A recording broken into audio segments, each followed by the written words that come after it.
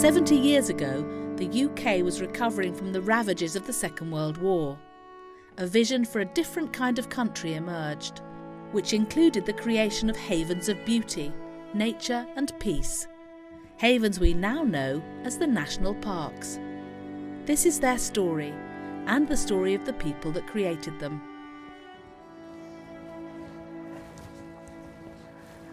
I'm Caroline Quentin, President of Campaign for National Parks. Millions of us have very happy memories of spending time in these wonderful places, whether it be camping in ancient woodland, dipping into cool rivers, sailing across lakes.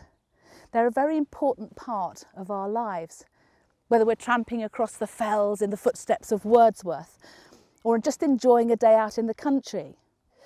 It's hard to imagine, though, that just over 70 years ago, the very notion of spending time in these places was a radical idea.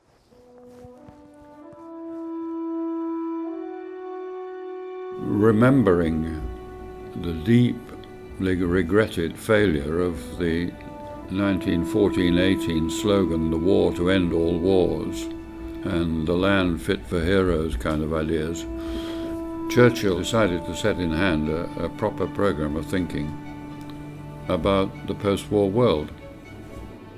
Ethel formed this view that she wanted the soldiers coming home to come home to a beautiful land, the Jerusalem that William Blake wrote about. Visionary men and women fought for our right to come and enjoy the countryside. They lobbied, protested, they even trespassed en masse, so that whoever we are, wherever we come from, we can come and enjoy this wonderful countryside. No legal squabble has inspired this bill. The scenes are not of a courtroom, but of the English countryside, and the case is for its defence from disfigurement. My mother was heavily involved in this process. The house became flooded with plans, annotated, we've got one or two still, annotated in thick black pencil on actual, where would the boundaries be. In the early days, the one desire to get out into the Peak District was for fresh, clean air, as opposed to the muck of Manchester and Sheffield that had been poured out. It was a health issue. It was a health issue first and foremost before it became a resource in effect. We came away sort of thinking we must do something about this, but we'd already had our baptism by having seen these places for ourselves. We weren't trying out something we thought we might like. We knew what we would like, and we knew what we wanted to do them. The impact was huge.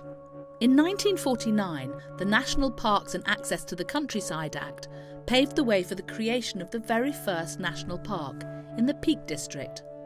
The landscape, wildlife and cultural heritage in each park gained legal protection.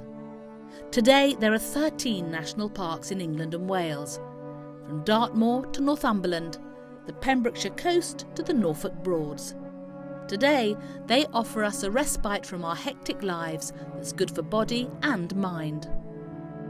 I just wish more people knew about them. I wish more people in Sheffield knew about them and what they'd done, because there's not many of us do know what they did, and we're all so much better off for it.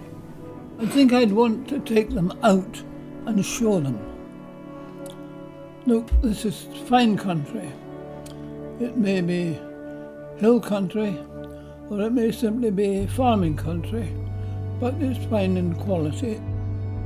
Despite their special status and the amazing work being done to look after them, the national parks face new and serious threats, from damaging development and congestion to climate change and the loss of natural habitats.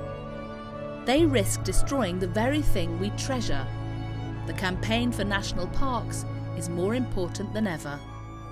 It's a special feeling. It's a feeling that, there is a feeling of joint ownership. I know it's not, but people, particularly who come to Kinder and Edale and so on, most of them are coming as regular visitors, and it's theirs. They feel ownership of it. And that's no bad thing, because if you feel an ownership for it, then you're not going to see it decline. You're going to fight to protect it.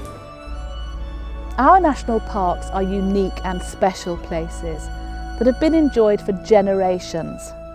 That's why it's vital that we pick up the mantle and take on the work that was started 70 years ago, so that future generations can come and enjoy this extraordinary diversity of landscape and the wildlife that lives in it. It's more important than ever that we continue to campaign for our national parks.